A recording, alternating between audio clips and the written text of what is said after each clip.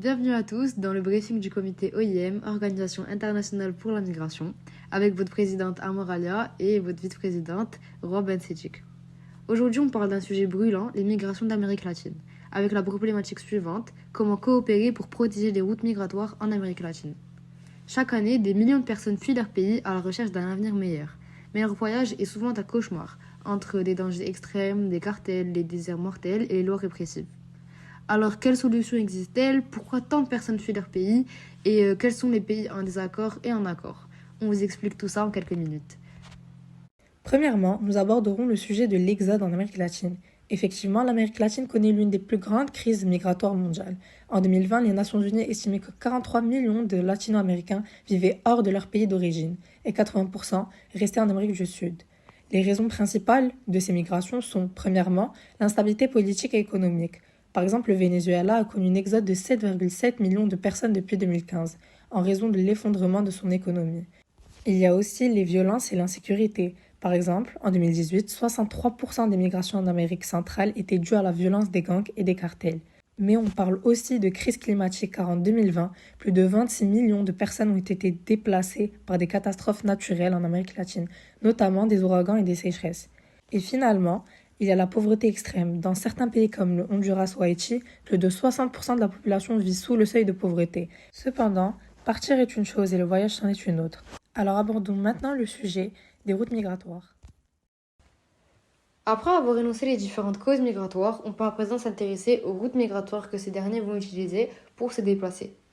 Parmi les plus dangereuses, on retrouve le Darien Gap, qui est une jungle entre la Colombie et le Panama de 150 km, sans route ni infrastructure.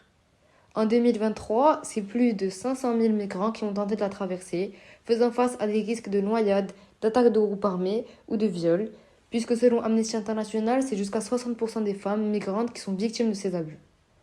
Par ailleurs, le désert du Sonora au Mexique représente un parcours de survie. Des centaines de migrants meurent de chaleur ou d'épuisement, d'autres utilisent les trains de la mort qui surnomment aussi la Bastia. C'est un train de marchandises sur lequel des milliers de migrants montent clandestinement, s'exposant à de multiples dangers, comme des chutes mortelles, des vols ou des amputations. Les moyens terrestres ne sont pas les seuls utilisés, puisque les Haïtiens ou les Cubains utilisent les traversées maritimes pour tenter de rejoindre les États-Unis ou Porto Rico. Seulement en 2023, c'est 3115 personnes qui sont décédées. Cela reflète le manque de sécurité et des conditions dans lesquelles ils sont obligés de se déplacer.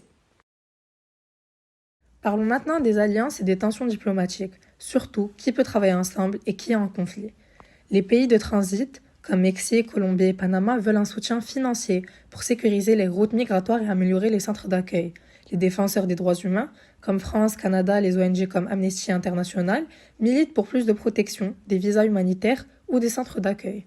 Et enfin, les pays d'accueil, comme les États-Unis, l'Espagne, veulent limiter l'immigration illégale, mais pourraient accepter des quotas de régularisation pour éviter des crises humanitaires. Maintenant, abordons les conflits majeurs. Par exemple, le Mexique contre l'Amérique centrale.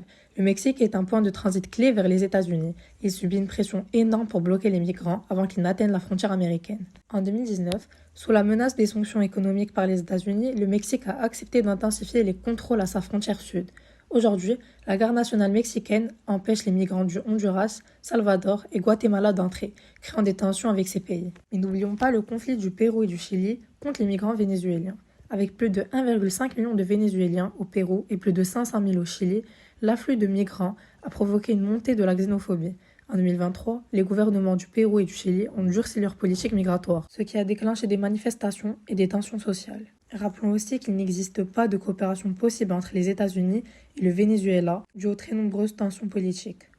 À présent, nous allons voir que plusieurs organisations régionales tentent d'agir face à ces défis migratoires, mais avec des approches différentes, notamment le Mercosur qui a mis en place un accord sur la résidence en 2003, permettant aux migrants sud-américains d'obtenir une résidence temporaire de 2 ans dans un des pays membres, donc l'Argentine, la Bolivie ou encore le Paraguay.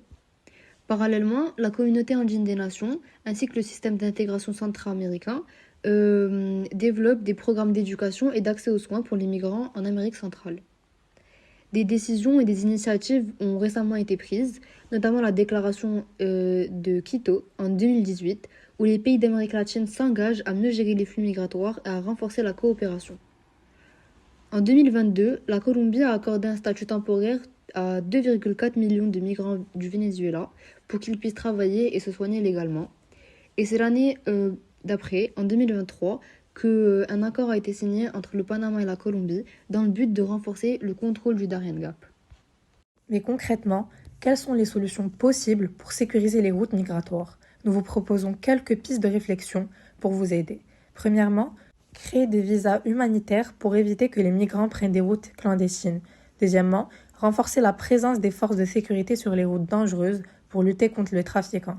Troisièmement, développer des centres d'accueil et d'assistance médicale sur les routes migratoires. Quatrièmement, mieux informer les migrants sur les risques des routes illégales. Et enfin, une coopération renforcée entre les pays afin d'éviter que certains soient submergés.